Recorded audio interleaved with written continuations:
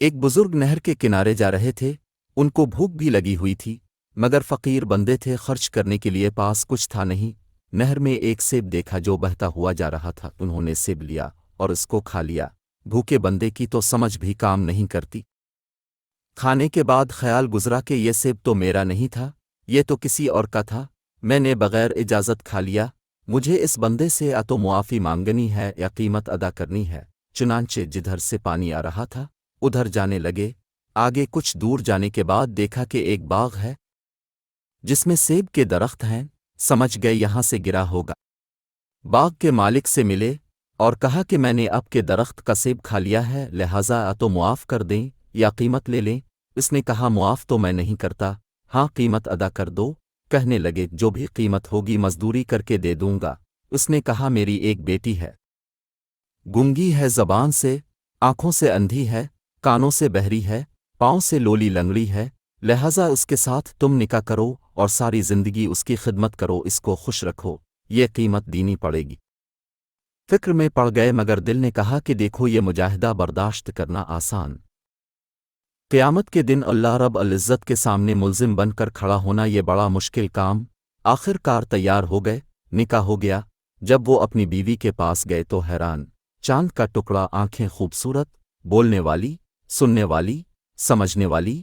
حیران ہو کر اس سے پوچھا کہ تم اپنے باپ کی ایک ہی بیٹی ہو یا کوئی اور بھی تمہاری بہن ہے؟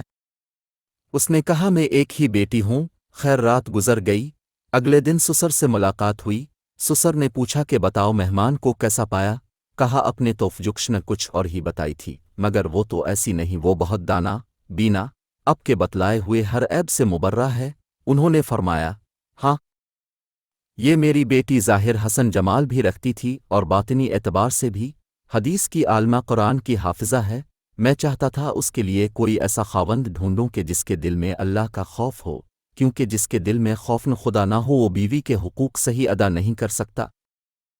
اسی لیے سورہ نساء پڑھ کر دیکھیں، ہر دوسری چوتھی آیت میں اتقوا اللہ ہے، کیونکہ اللہ تعالیٰ جانتے ہیں کہ جب تک اللہ تعالیٰ کا خوف دل میں پیدا نہیں کریں گے وہ دوسروں کے حقوق کو صحیح ادا نہیں کر سکیں گے۔ تو میں چاہتا تھا کہ کوئی ایسا بندہ ملتا جب تم نے ایک سیب کی وجہ سے معافی مانگی۔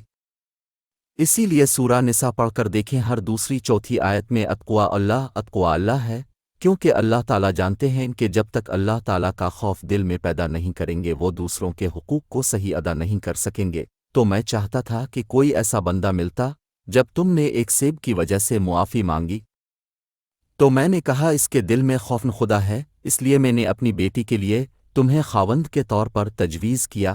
دونوں ساتھ رہنے لگے۔ اللہ رب العزت نے انہیں بیٹا دیا جس کا نام انہوں نے نعمان رکھا۔ یہ نعمان بڑا ہو کر امام اعظم ابو حنیفہ ہوئے۔